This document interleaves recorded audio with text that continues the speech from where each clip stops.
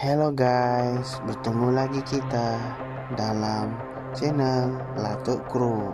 Seperti yang saya janjikan, akan menceritakan kisah si Putri Salamia. Kisahnya berbunyi, legenda Putri Salamia merupakan satu kisah percintaan agung antara seorang gadis cantik bernama Putri Salamia dengan seorang pemuda bernama Tanjung Kalang. Kisah percintaan agung ini dikatakan berlaku pada kurun ke-18 Masehi. Kisah percintaan ini terkenal di Pulau Bohek Dulang, Semporna, Sabah. Putri Salamia merupakan seorang penari yang baik dan sangat cantik. Para penonton sangat suka melihat beliau menari. Kisah bermula dengan pengembaraan Tanjung dalam usahanya menjejaki Salamia yang lari ke sebuah gua kerana tidak mahu dijodohkan dengan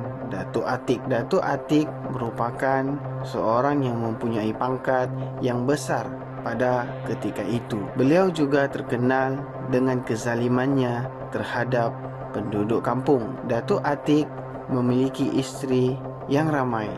Walau bagaimanapun, dia tetap menginginkan Salamia sebagai istrinya. Pada waktu itu, keluarga Salamia tidak dapat berbuat apa-apa selain menurut perintah dan kehendak Datuk Atik yang memiliki pengaruh dan kuasa di kampung tersebut. Datuk Atik tertarik pada Salamia ketika melihat Salamia membuat persembahan tarian. Dirinya tidak dapat menahan dengan kecantikan yang dimiliki Salamia ketika itu.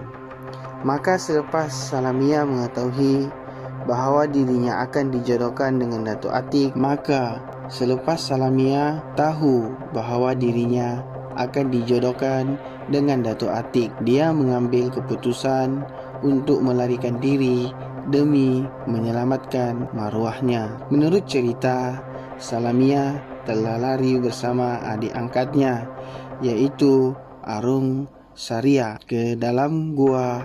Tetapi setelah sampai di pintu gua tersebut, mereka berdua berpakat untuk berpecah bagi mengelak dari dikesan oleh orang-orang Datuk Atik. Datuk Atik yang gagal menemui Salamia telah bertindak kejam dengan membunuh seluruh penduduk kampung dan membakar rumah-rumah mereka sehingga rata. Pada masa yang sama, Tanjung dan rakan-rakannya telah terbunuh ketika bertarung dengan pengikut-pengikut Datuk Atik di pesisir pantai berdekatan dengan sebuah perkampungan. Menurut cerita, Salamia telah bersembunyi di dalam gua tersebut, manakala adik angkatnya telah lari menyelamatkan diri. Salamia dikatakan menanti kekasihnya Tanjung Kalang untuk datang bertemu dengannya,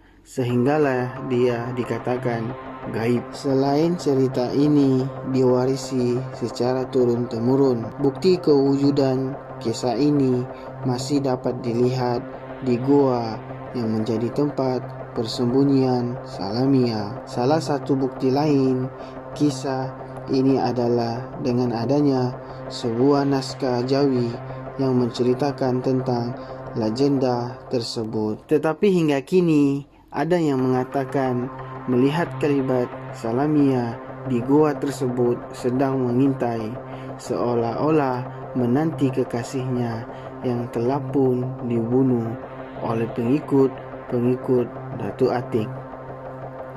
Pulau Bohek Dulang yang terletak di kawasan Taman Marin Tun Sakaran adalah merupakan bibir sebuah gunung berapi besar yang meletup berjuta tahun dahulu. Pulau ini adalah salah satu kawasan perlancongan utama di daerah Semporna, di mana terdapat aktiviti hiking setinggi 600 meter di sini. Siapa sangka di sebalik keindahan menyimpan kisah cinta yang sungguh pilu. Kisah legenda Putri Salamia selalu dipertunjukkan setiap tahun di dalam pesta Rageta Lepa-Lepa. Terima kasih diucapkan kepada yang sudi mendengar kisah Putri Salamia. Semoga Anda terhibur.